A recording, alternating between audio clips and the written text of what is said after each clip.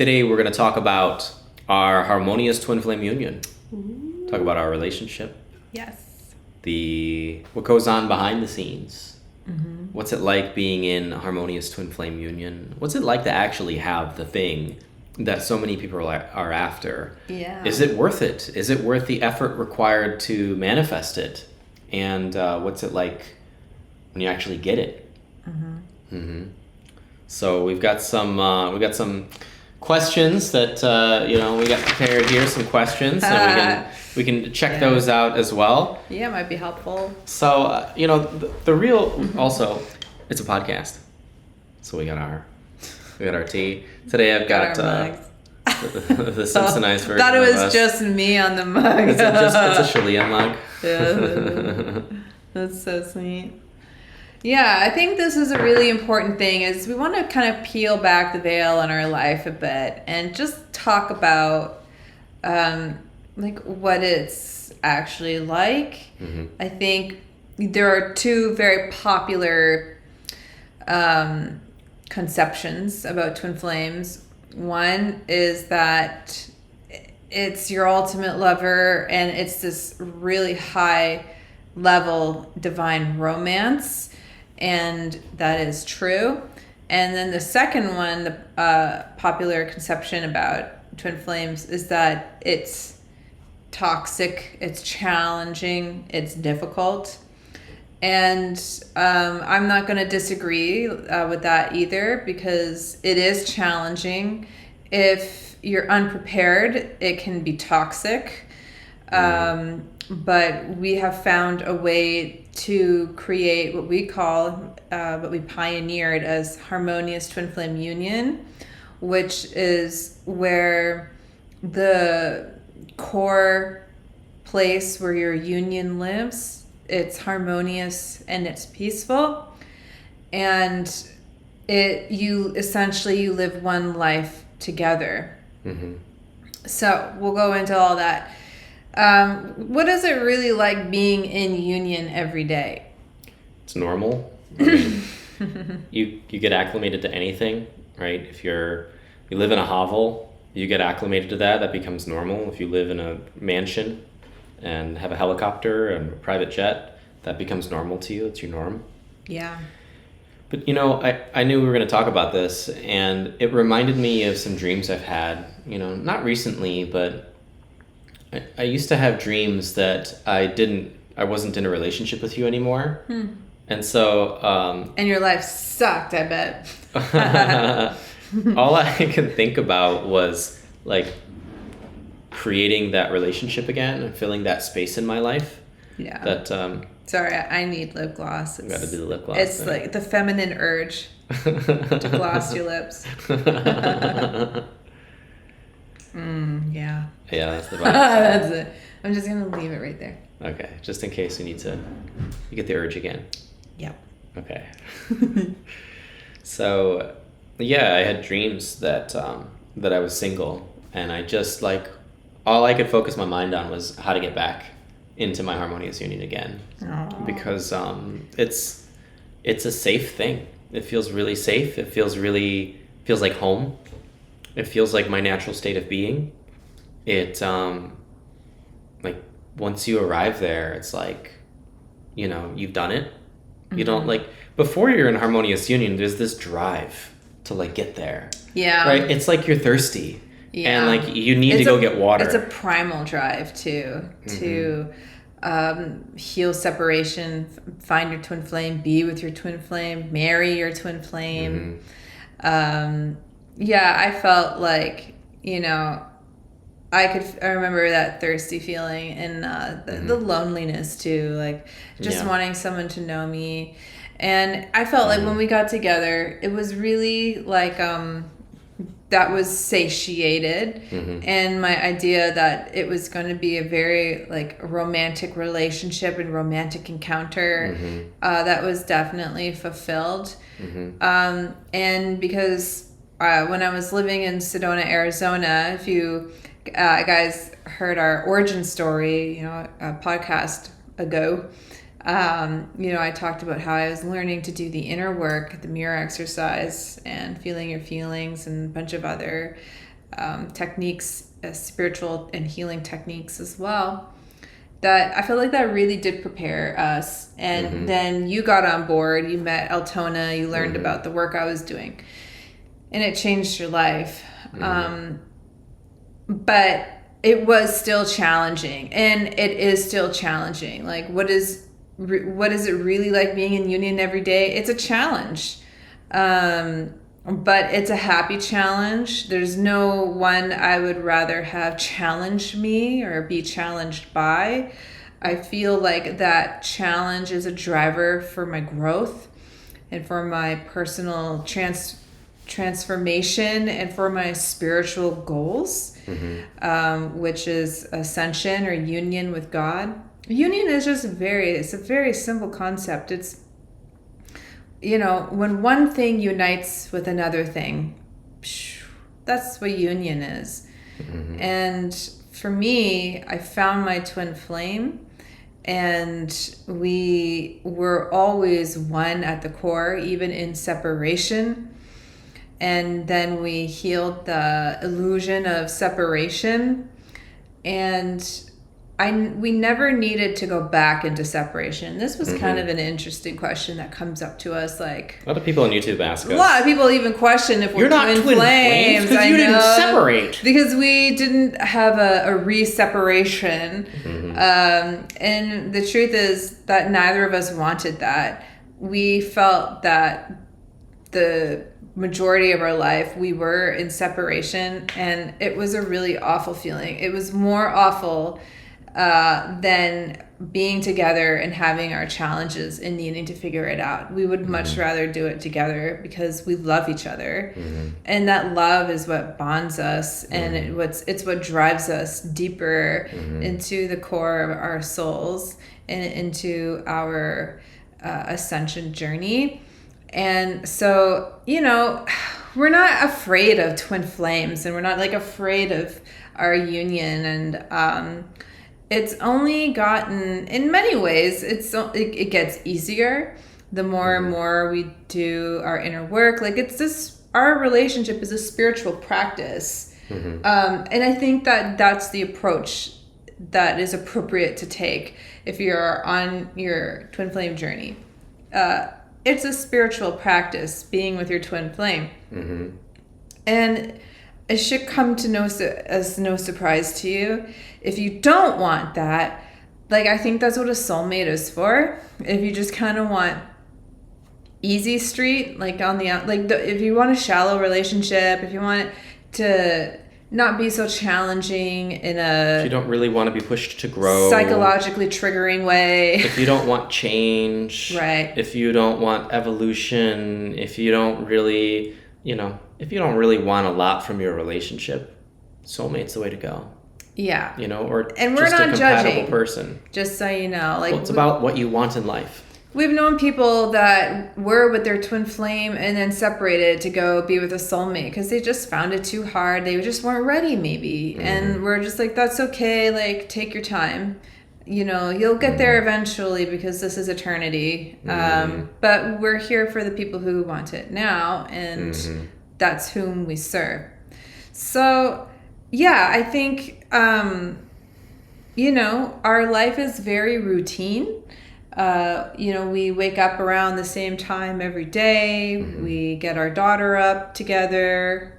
I get our daughter up, and then you come meet us after she's done with her routine, and then we all go downstairs to breakfast together.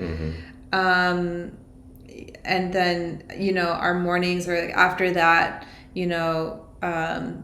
Grace goes on her way. She has a nanny. And then we go to work, and my work in the morning is focused pretty much exclusively on self-care. I am ADHD and I have autism, and so exercise is a really important part of my life. It's what keeps me balanced, a large portion of what keeps me balanced, as well as getting really good sleep. So, and food. The 3 essentials in life we all need. Yeah, I need that. So that's kind of like what my morning is. And, Jeff and I are chatting all the way along. Usually we always ask, how was your sleep? Did you have any dreams? We find dreams to be very revealing. Yeah, it's a medium where God talks to us. It's all over the Bible too, how God talks to people in dreams. And I'm sure in other religions as well, that's there. So we'll talk about our dreams when we're waking up, or usually at the dinner breakfast table. And sometimes like we butt heads like throughout the day, every day, like there is definitely like moments of tension that we have, and where we butt heads or where we're triggered. And we communicate how we're feeling, or we communicate a boundary, or like we both need space, and so we go and we take our space, and that's really healthy. I think in any relationship you need your space. And then we come back together, we talk about how we were feeling, we talk about the issue, and it usually like resolves itself, I find. Don't you find? It's not resolving itself. I'm working on it. Well, that's what I mean. Like it does resolve itself. It does resolve, yeah. Between like the two of us. Not without effort. No, but like between the two of us, it gets resolved. Right. I think a lot of the butt heading, it's just like small things. And we'll get into the major thing that we're working through. There is a major conflict at the moment, but a lot of the little things are just kind of more menial things. It's nothing where there's a value clash, and if there's a clash in values, that's a serious red flag, I think, in any relationship. This is why we encourage in our work, we talk about the love list, being very clear about your values. But our values, they've never really clashed. They always evolve together. They've always evolved, and they've also always remained the same. So we're very clear in our values. But so, the major conflict that we've been working through, or the challenge, is, a couple videos back, it was like our second podcast, we came out as neurodivergent. I have autism and ADHD. And I'm HSP, a highly sensitive person. Jeff is HSP, and he's also highly gifted, which is a thing, apparently. I didn't even know. Yeah, it's a thing. And so, it was really interesting. So with that, with discovering back in April of this year that, me in particular, quite neurodivergent, I've been going through an unmasking. And so all the thoughts and feelings and traumas, like the masking is a trauma response. And you can mask as an ADHDer, and I'm sure others. I can only speak from my perspective of having, those two things. It's a trauma response because I was conditioned to be neurotypical. Like many of us, all of us that are neurodivergent, were, kind of conditioned that way. You're born into a neurotypical world, and you're treated as a neurotypical, and that's enforced upon you. So you're like just born with a mask on. So it's just been like about peeling all that back for myself. And I've gone through some identity crises and grief and anger and joy and happiness as well, and confusion. It's gotten a lot better though. I moved through it real fast, but I know like that's been challenging for us, challenging for you. Yep. So that's been kind of the primary relationship challenge that we've been going through. Is in a way, like I'm not the same person that he married, although, he knows my soul and he knows me at my core, and that hasn't changed.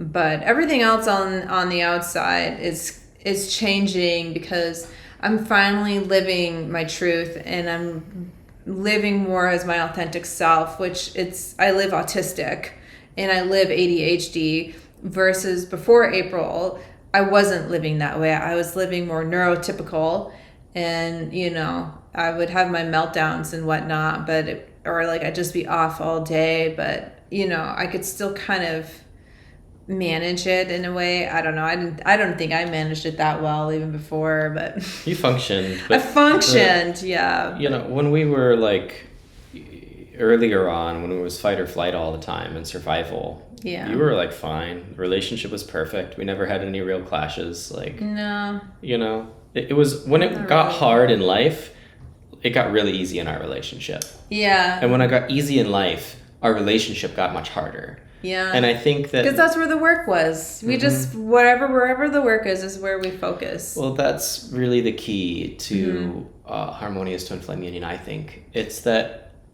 the point of it is soul growth.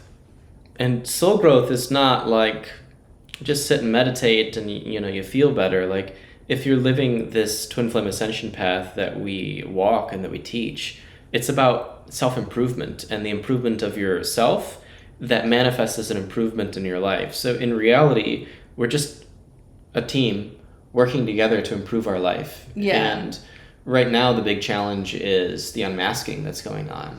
And so despite that being like the biggest conflict in our relationship right now, which is smoothing itself out, I think we've also experienced deeper levels of love and loving throughout it all. Well, the point of this is that we get to work on it.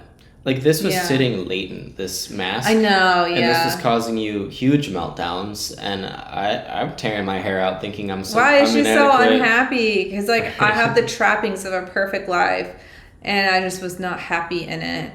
And it didn't even make sense to me. I didn't know. I thought, holy shit, I must be really traumatized or something because I'm not happy. But like, I look around, I should be like, all my dreams come true. And like, I'm very grateful to God, but like, it seems like I'm so ungrateful because I'm just not happy in it. So like, what's going on? Like, because I'm thinking like any other woman in your situation would just be in total bliss.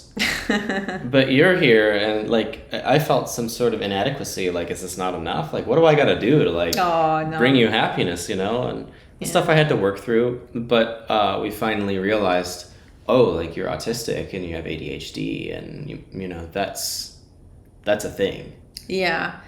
I find also, though, that just as I've been unmasking, you've been unmasking as well. I've been getting clearer on my needs and values. Yeah, like you're not as tolerant, I guess, no. as you once were. No, I bled more to like try to keep you in a good place. Right. Yeah. But now, and so like this is it though, like what we're talking about. This is what Harmonious Union is like. Exactly. This is what it's like. Yeah. You go deeper, you find stuff that was always there, and then you get to work through it. And this is us working through this unmasking thing, and it's gotten better in the last 2 months. Yeah. Like less meltdowns. I feel that I understand you better, so you're much easier to manage. And that makes me much more willing to like support you, and much less willing to put up with crap that I thought I had to put up with before. Okay. Because you were so adamant about it. You're like, I need this now. I'm like, okay, I'll give it to you. Give me that cat. If you don't give me that cat, I'm leaving. I remember that was what it was like in Hawaii. Yeah. I'm like, you give me cat now. I was never gonna. I was not a cat dude. It was a bad decision, but she was so persistent and adamant. I was like, well, I love you, so I'll get you a cat. Yeah, it was a nice 9 months with the cat, and then we moved and had to give the cat back. But we're here, and you got 2 cats now. It's true. I also demanded cats when I moved into this house. You give me cat now. 2 cats. I wanted 2. You're like that meme, that meme, that old school meme. Right there. I know. Yeah. I know the one you're talking about. It's funny. So, but this is what it is though. You have a partner in your life, and that partnership is ever evolving and it's eternal. And so to me, this is just what a normal relationship is. It's not though. This is not how it normally is. I know though, because I used to date other people. The difference is, I know, we're 2 people working together intimately on the same thing. Yeah. It's like business partners, right? Yeah. On the same thing that'll improve your life. Mm-hmm. But that's just like one layer of it. And I think that that's probably the most prominent layer is like your partners, right? Yeah. And beneath that, your friends. Yeah. And like, we haven't really talked about our friendship. And I think that that's part of what he wanted to go into. So let's go into all those parts in a second. But I want to like really like drive this one home because this is the work. Mm-hmm. And this is the reason you have Harmonious Union is to do the work. And this is the purpose of Harmonious Union is to do the work. But it's not the whole thing. But if you can't do this part, and I think this is what people find to be the most difficult, you don't get to keep it. It's going to dissolve because you're going to get high off of the good parts and not sustain it with the work. Right. Because the purpose of it is to go back to God, to raise your vibration into perfect union with God. Yeah, and also it's really nice to feel like you've arrived home when you're with the right person. It's just like that feeling of home and familiarity, like we all love that. Mm-hmm. And it feels really good to have that and that love as the core of our foundation. So we talk about partners a little bit, right? Yeah. We talk about twin flames to being like, teacher, student, friends, partners, and then lovers, like in that order, right? And so I kind of want to go through those different elements of our relationship. And, sure. I just don't feel fully satisfied with partnership yet. I just want to finish that off first before we do that. Sure. You have to understand what life is first to understand what you're partnering in. And life is a opportunity to ascend your vibration. Life is the dissolving of fear and the surrender to love. It's the purification of your consciousness. And on planet Earth, it looks like there's something wrong in our relationship. I can't quite get my hand around it. I don't know what it is. Yeah. We have all the things, right? Like, we've always gotten along super well. We're crazy about each other, but there's meltdowns happening, and like, there's something about it doesn't feel good.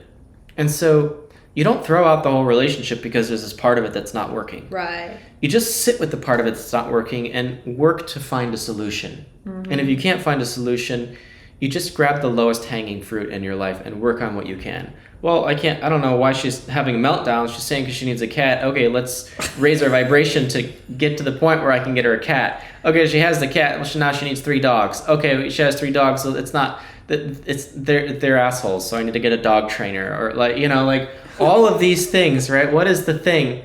And then I'm like, oh, you're autistic. That's the real thing that's going on. There's no way to solve this hurt in you by giving you more things. Of course you'll ask for more things because you want them. But that's not the thing that's technically, I'm going to clear it. Technically, Charlie wanted the 2 other dogs. It's true, yeah. Yeah, that wasn't a me thing per se. I mean, I always knew I wanted dogs, but Charlie, he pushed it hard. Well, I think we make a good partner here because partners here because you're autistic and you'll lay down the facts as they are. It's true. I'll be a little bit dramatic for the fun and drama. You were definitely being a little dramatic for camera. It's fun. It's not just for cam. I'm just dramatic in general. You get this. You're gonna get the same person on and off camera. We're not any different. However, off camera, we're really just working all the time on this. Yeah. Because I can stop and hang out with you and chat about the weather and make sure you feel good about me, or I can ascend my relationship with my twin flame and have higher bliss. Mm-hmm. Which do you think I care about more? You're right if it's the latter. I really prefer to ascend my vibration than to have nonsense small talk about nonsense. And if that's you prefer the nonsense thing and you don't want the deep thing, why are you on this channel listening to us? What are you doing? Go have small talk. This is deep stuff. This is deep spiritual stuff. So we're just working through what arises together. And together doesn't mean, okay, we're going to work on it. Sometimes it means we go our separate ways. Yeah. You go do your thing, I do my thing. Go for a walk. Right. Yeah. We've got our own individual loops. And we got our loops, yeah. Sometimes we're on a walk together, sometimes individual, sometimes we need space, sometimes we want to hang out. And it's like, really like, hey, you want to go on a walk? I wasn't planning on it, but you got a nice smile, so let's go. Sure, I'll spend some time with you. Sure, yeah. Mm-hmm. Mm-hmm. So that's partners, right? Yeah. You have to, and when you face that difficulty, like you have to be ready because it's your most horrific fear. And that is a physiological, spiritual, emotional, psychological experience. When you're facing your biggest fears, it's not just like, oh, that's a it's a shadow on the wall. I'm reading about it in a book. It feels very visceral, and you have to face it down and purify that and dissolve it. You have to work through the block, and then you have to surmount it, and that's an unending thing. But when you realize that the fear makes you feel terrible, and it ruins your life, ruins any part of your life where there's fear. But when you resolve that, your life like gels. Like your relationship, just like Shaleia was saying, it just works. Yeah. Suddenly it just works. Suddenly the problem is no longer there and it's just flow and it never comes back. Ever. When you realize that that's the game, you go fucking bananas because it's so rewarding to do this. I also notice like what we're doing is working because our kid's really happy. And I can tell when she's happy with us, and I can tell when she's not happy with us. Yeah. And you have kids, you know. Yeah, they don't hide. No. How they feel about you.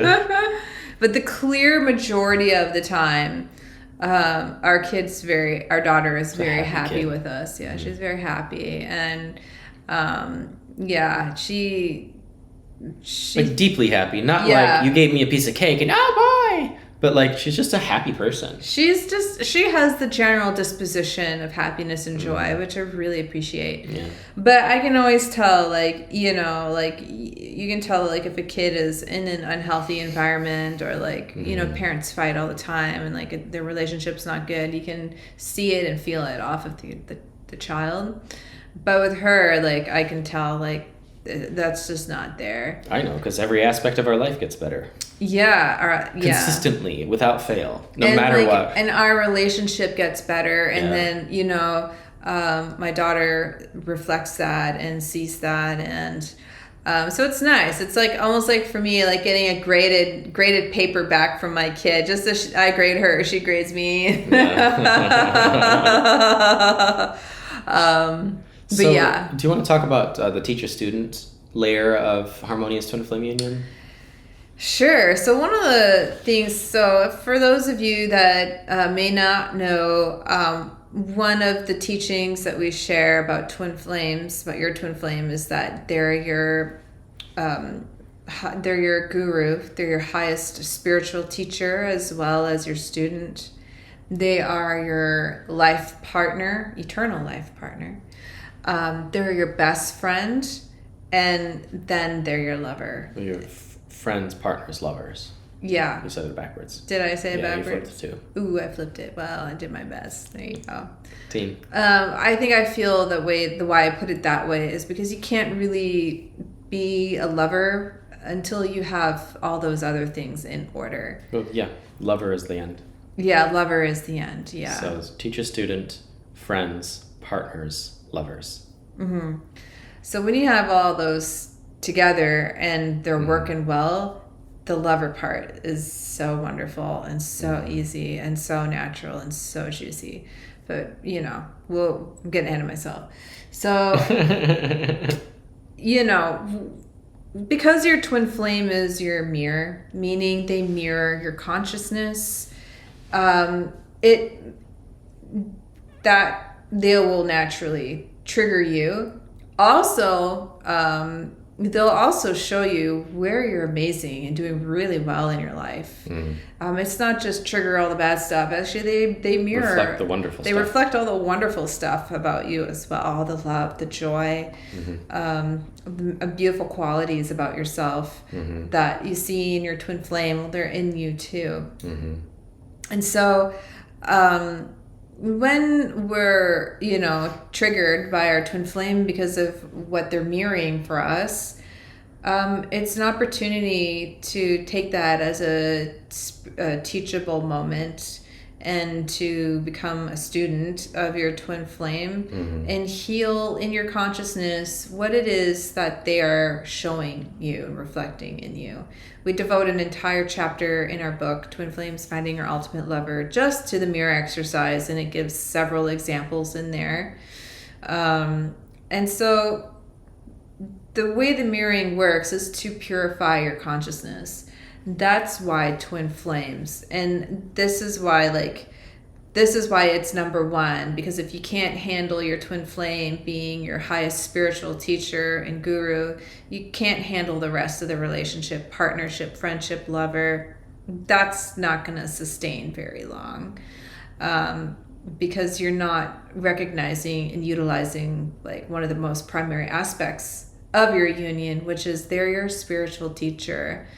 And honestly, I think that's really sexy. It always was a draw for me before I met Jeff. Like, I wanted my man to be my teacher as well as my lover.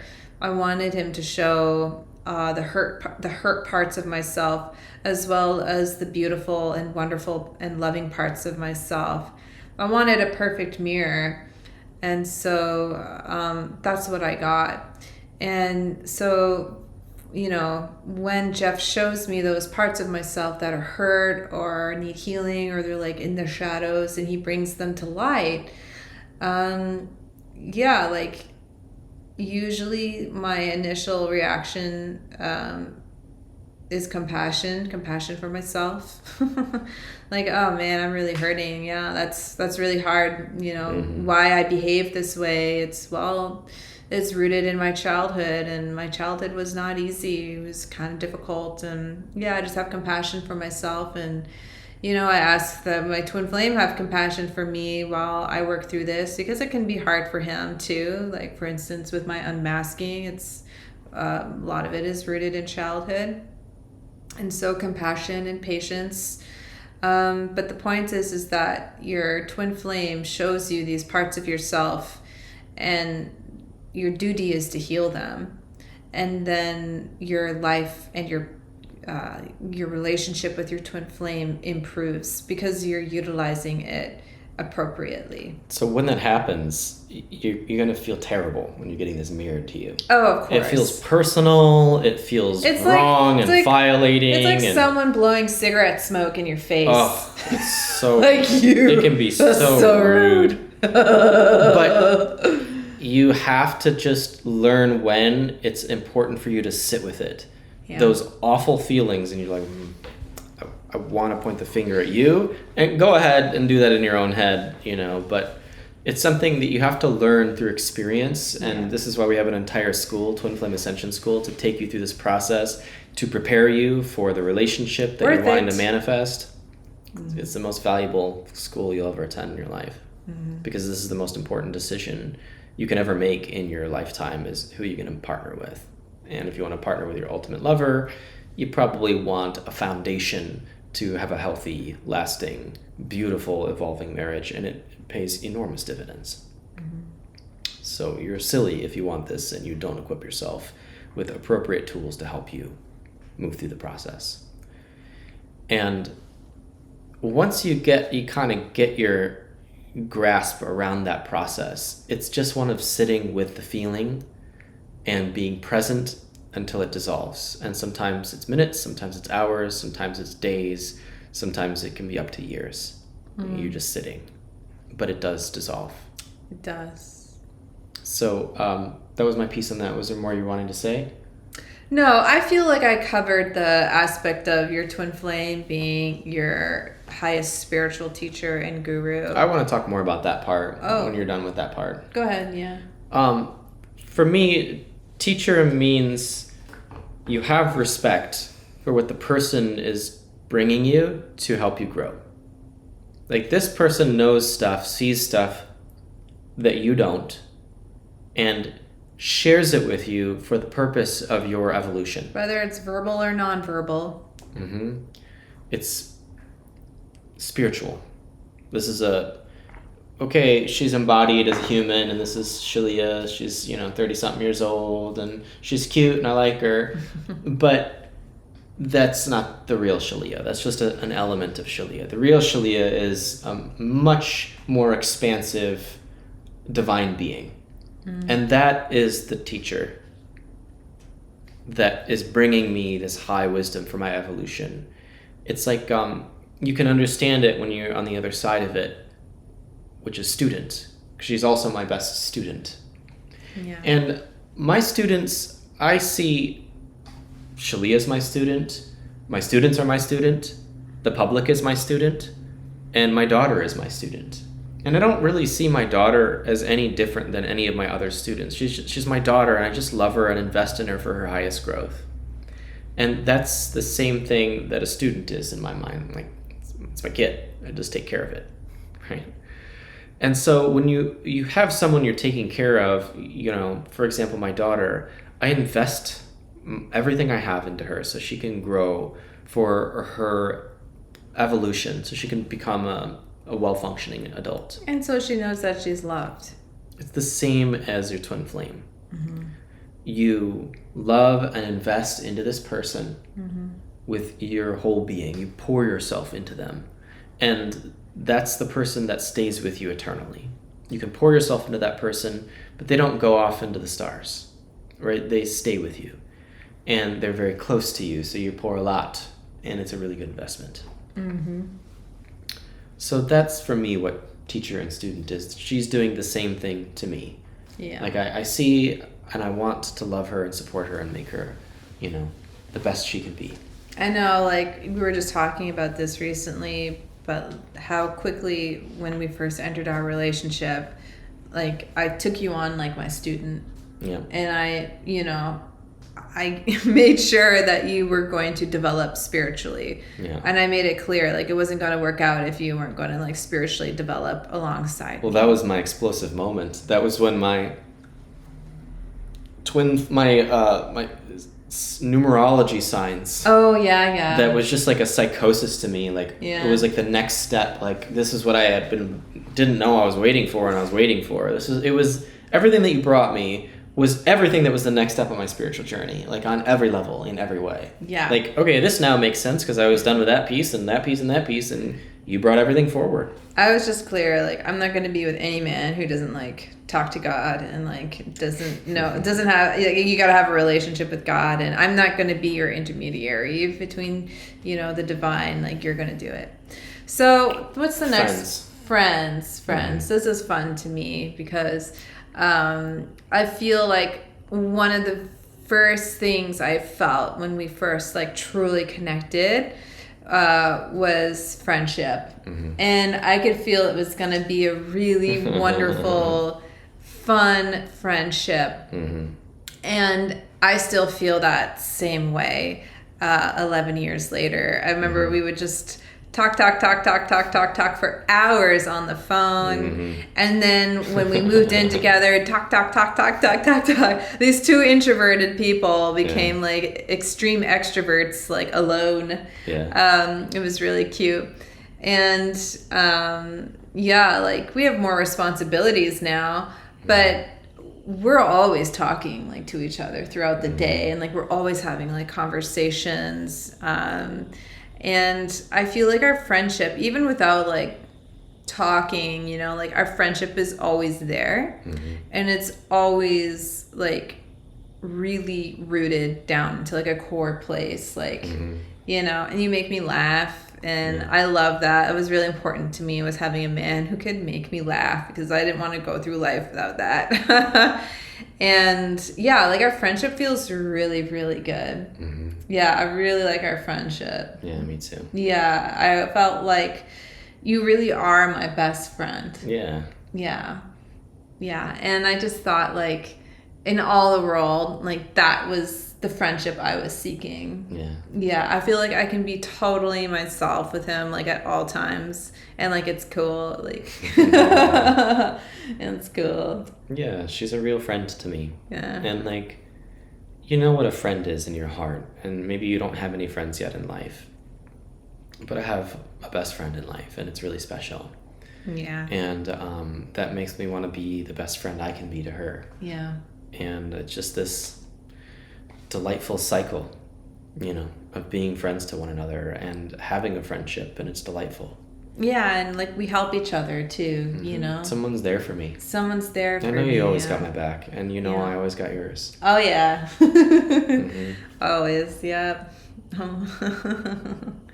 Yeah, I think that was like really important when like early on in our relationship, when you were being like thrown out by your family and you thought I was probably going to leave you. And everyone else around my life was leaving me. I was like, well, you're next, right? All right, I got abandoned by everyone.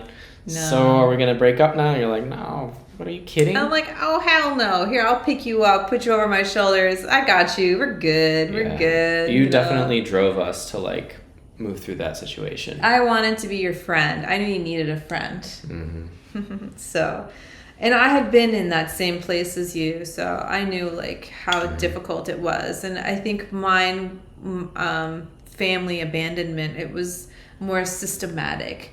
Yours was like all at once, and that's like, and you were older, so I think that was probably more traumatizing. So I knew like I could be a friend to you here, and I was going to be. Yeah.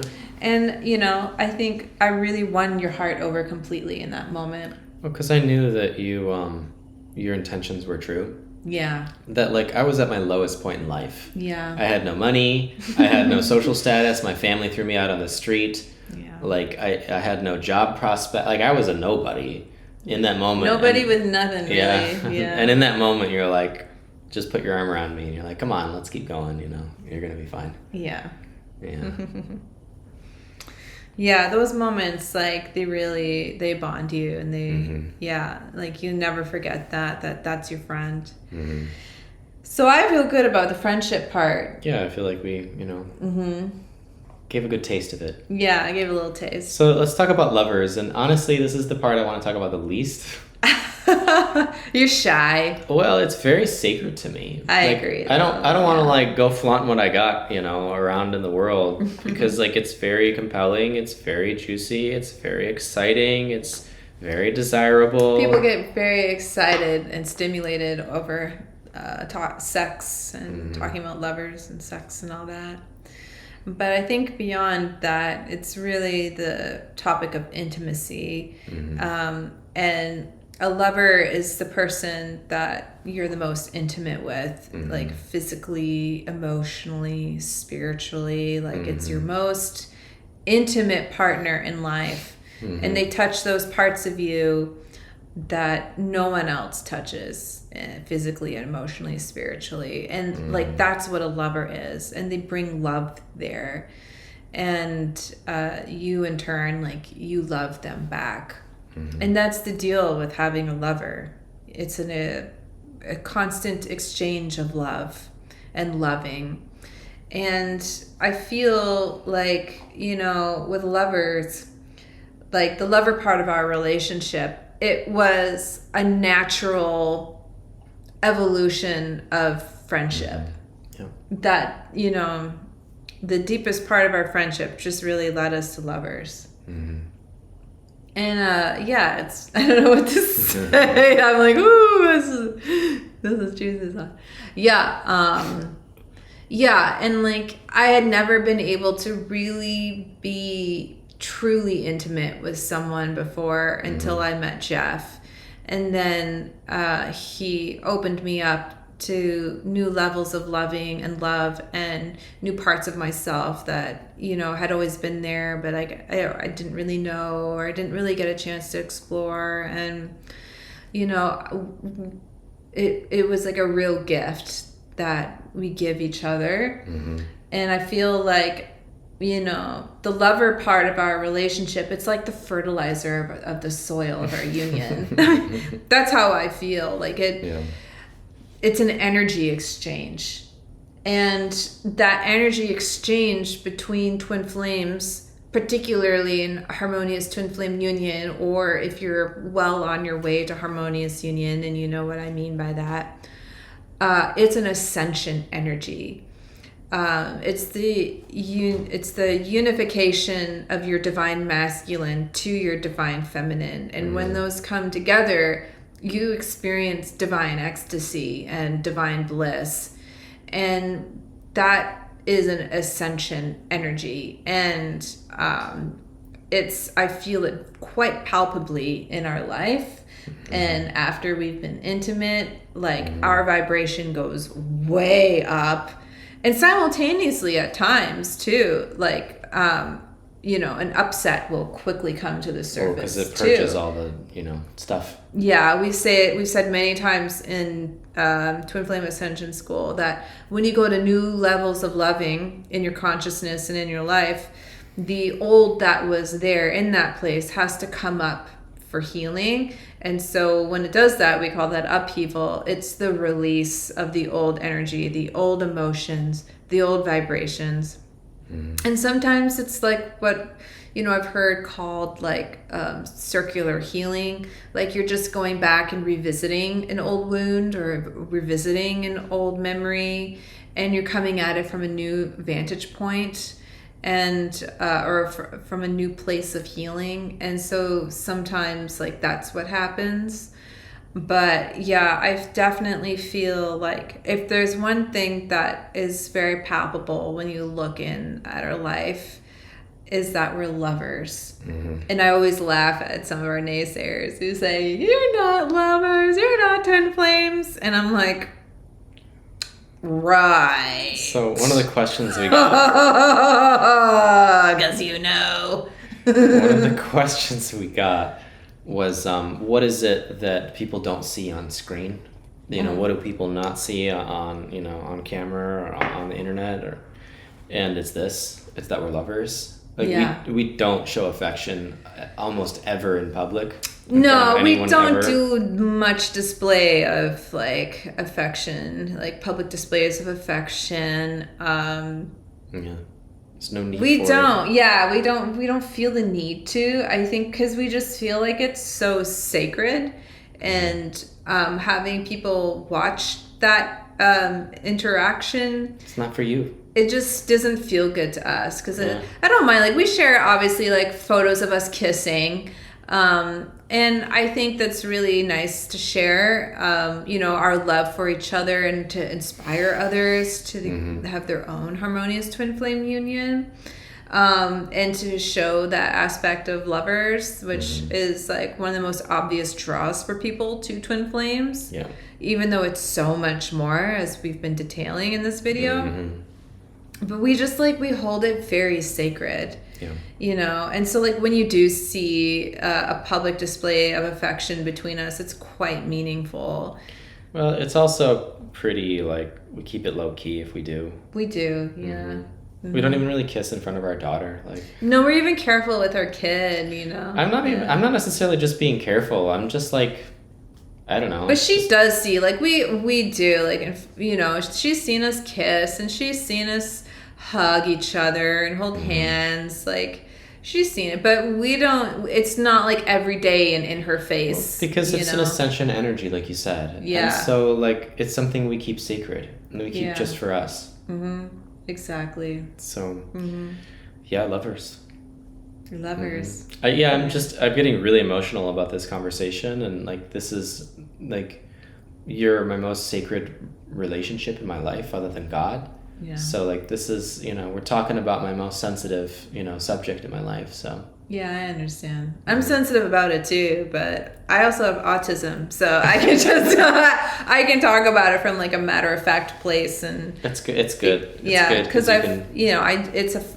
it's one of my special interests that I focus on. So but I understand it. It is sensitive, and it's a really beautiful and sacred part of our relationship, and and I think that's the part of twin flames that we all greatly desire and go after is the lover aspect of twin flames, because we know that there's something really important there for us, and I agree with that, and I believe that it's very true, and it's because that lover aspect with your twin flame, when done correctly, it draws you deeply into the divine.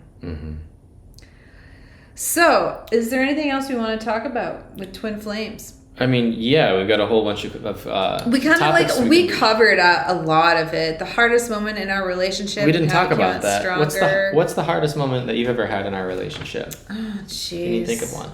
Let me see. I know there has been.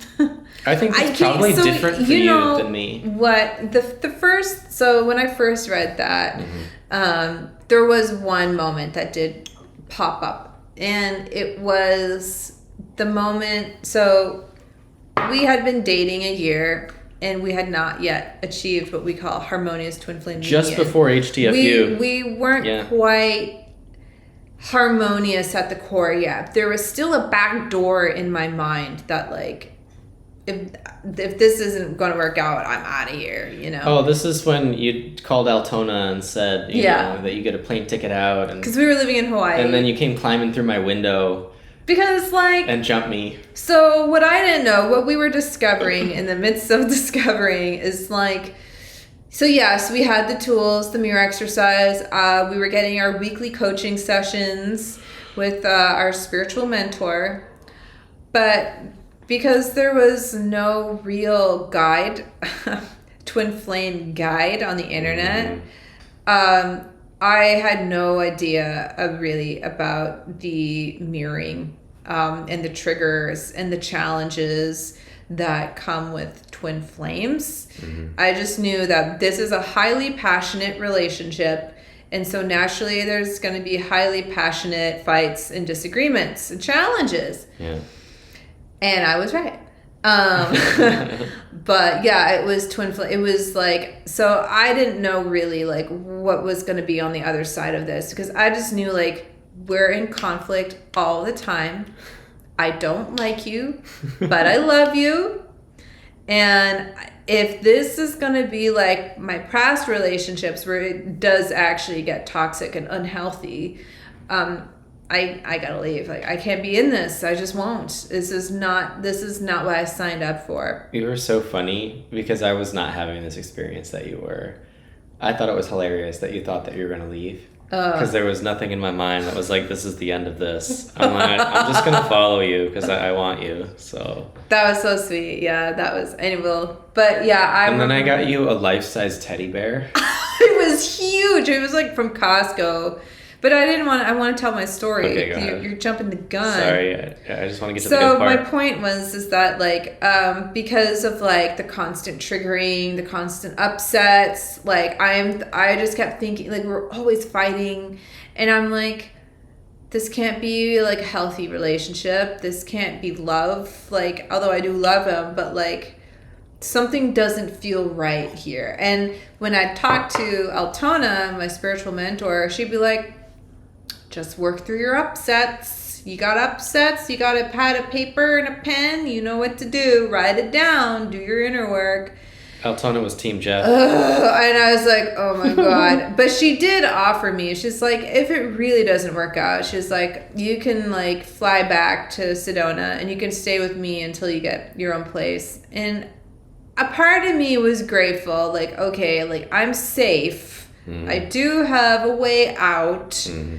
But it felt like I was going to go back to Arizona with a tail between my legs. And I didn't like that feeling either. And then I knew what kind of life would await me there. And I didn't want that life. Like, I felt like I would be going backwards. And I didn't want to go backwards. I didn't want to start over again. Like, I knew, like, I completed my mission there. I needed to move forward. So I thought, okay,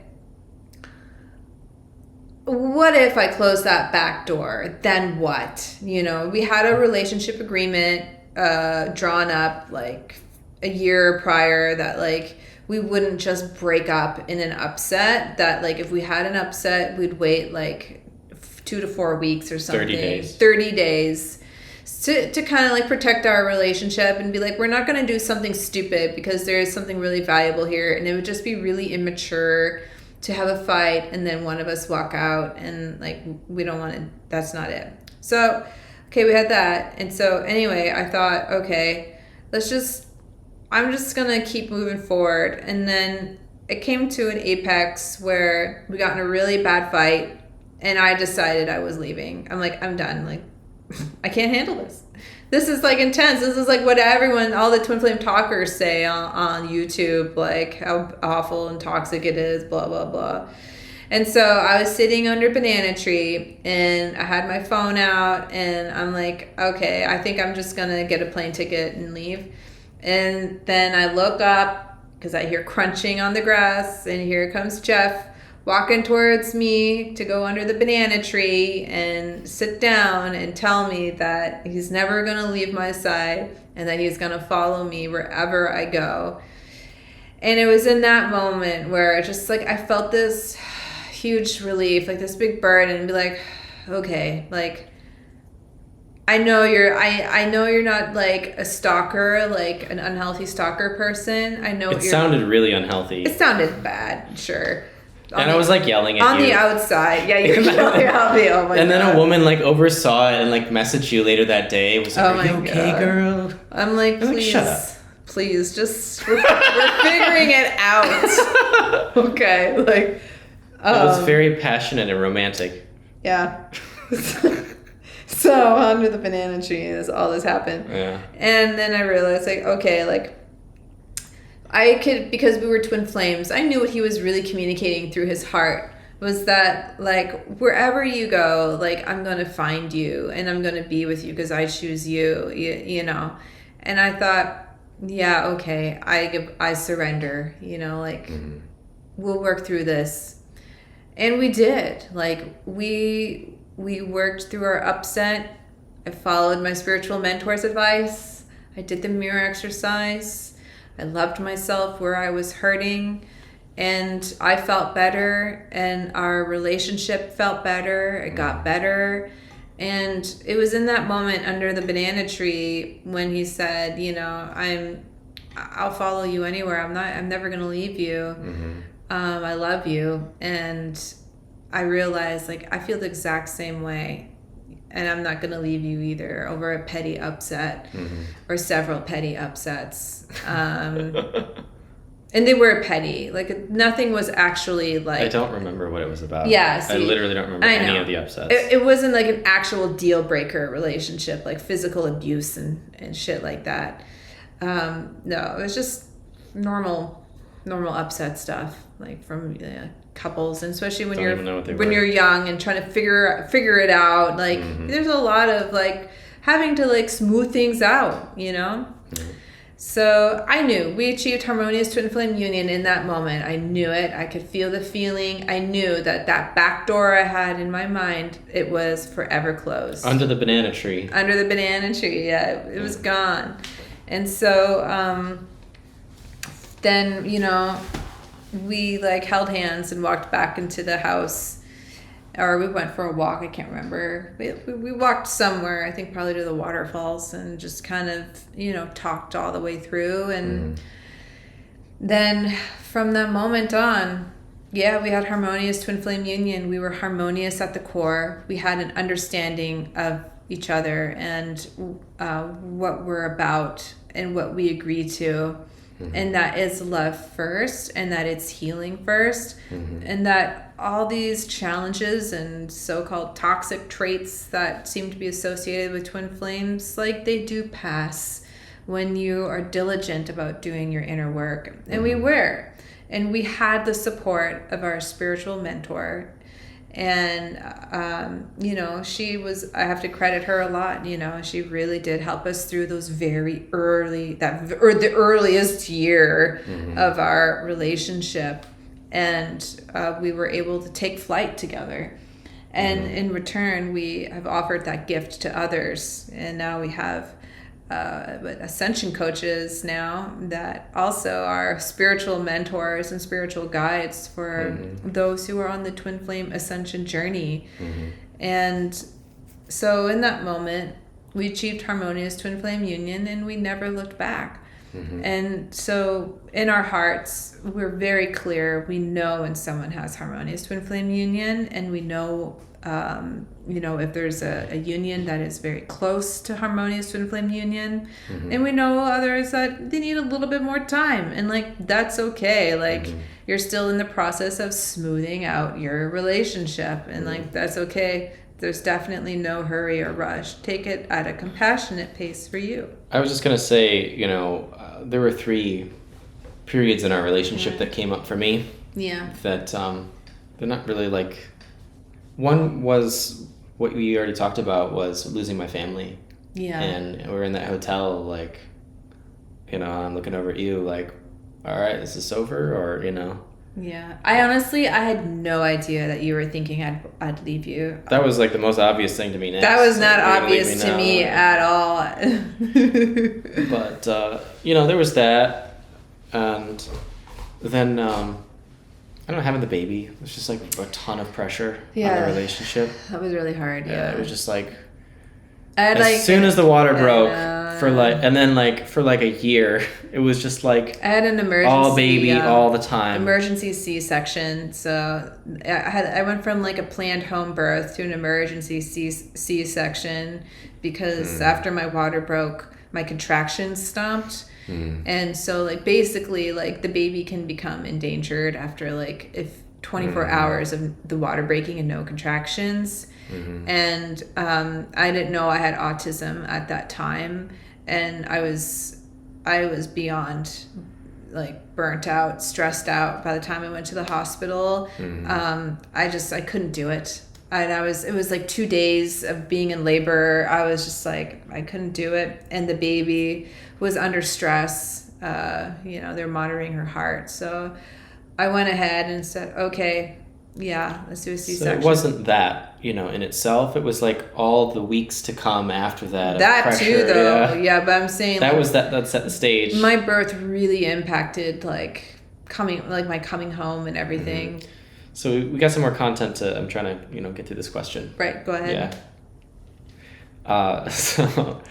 So there was that, and then the unmasking, also extremely difficult, on me. Yeah. But at the same time, like, these were like some of the most glorious times in our relationship. Like, you talk about us attaining Harmonious Union. I talk about the moment where I knew like you were going to be with me. Yeah. And like, losing my family, and I talk about the moment we had our daughter, and I talk about the moment where we realized you're autistic and you start unmasking, and like, these are all, while they're our hardest moments in the relationship, for me, it was like, these are also some of the most beautiful moments. This is where we got a lot closer. Our relationship is forged under these great challenges. But you have to be ready. Like, you're not going to be delivered a spiritual challenge unless you are spiritually ready for it. And you have to do your preparation work. Like, God delivers them to you, and he delivers them to you when you're ready. And once again, like, when you realize this mechanic, like, that you want to live a life with God, and that's what this is like, it's very compelling, it's very addictive, because the rewards for this work are unbelievable. They're so addictive, they're so compelling and so fulfilling. Once you taste the divine nectar, you will want for nothing else. And once you drink of this eternal well, you will never thirst again. Like, we talked about being so thirsty for, a romantic partner, and it just, I don't thirst for that at all anymore. I have that. I'm completely Yeah, same. Satiated. So we got some other cool things on here. What don't we show on social media? We talked about, what are some of the biggest myths about twin flames? This is like, that talks about your twin flame completes you. I guess, yeah. I mean, what are the biggest myths? It's just giving ideas, yeah. Well, I feel like, for one,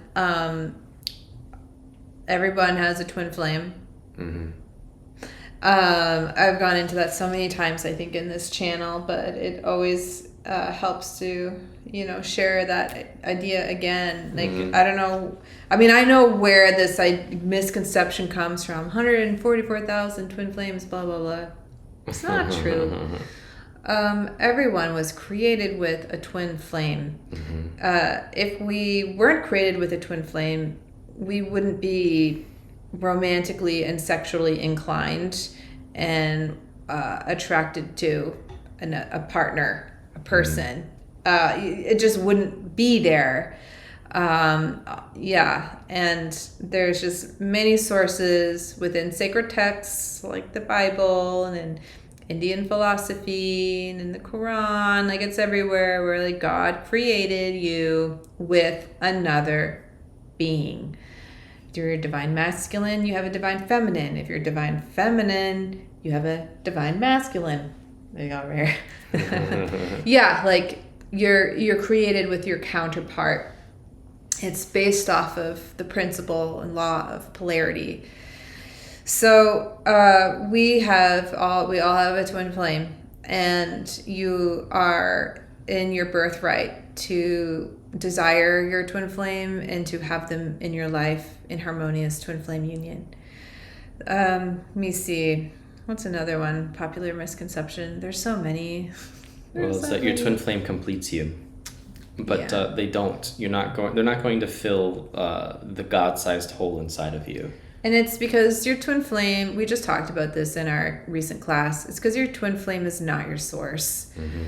When you like start treating them like they're your source of love and happiness and joy, like you quickly, like you miss the point that they are not the source of your love and of your light, of the joy in your life like God is. They're merely just a reflection of God's love and joy for you, but they are not the source of it. Don't confuse the two. That's what you could call idol worship, which that's not where God lives. So the third misconception is that twin flames is innately a toxic relationship. As we've kind of detailed quite a bit in this video, it is not. It's not. No, it's only toxic if you let it fester and don't do your work and try to make it into something that it's not. So I think the last thing I want to talk about here is how our twin flame union awakens other twin flames. Yeah. And it does happen like that. Like the closer you can get to a harmonious twin flame union, or the vibration of it, the easier it's going to be to attract that into your life. And they say, like, you become the 5 people you're closest to. It would be really valuable if you became our student and became very close to us spiritually if you want your harmonious twin flame union, because you're going to get closer to us vibrationally, and our vibration is going to help you to attract your twin flame to you. I mean, we had a couple students, within a year ago move up here. Yeah. And be close to us physically. And they were both single when they came up here, and now they are both in a relationship. Mm-hmm. What do you know about that? What do you know? They found their twin flame. Mm-hmm. Yeah. One of those couples is in Harmonious Union now already. One of them is in Harmonious Union very quickly. Only took 9 months. Wow. So the solution isn't move to our No, town, that's not what we're saying. The solution is follow your spiritual path and get spiritually close to this teaching and this community, and it will help you. You come close in your heart. Mm-hmm. And that's how you get it. Help you manifest your twin flame union, because the vibration that we hold and that we've instilled into Twin Flame Ascension School and our Twin Flames Universe spiritual community uplifts your vibration and helps you master this teaching so that you can sustain your harmonious twin flame union in your life. Yeah. So there was one other thing, I think. It was like quick questions. That was it. Okay. Yeah, that was all of them. Okay. Well, thank you so much, everybody, for joining us for another juicy podcast. Yeah. It was so lovely being with you. We will see you guys very soon in the next one. God bless. God bless. Namaste.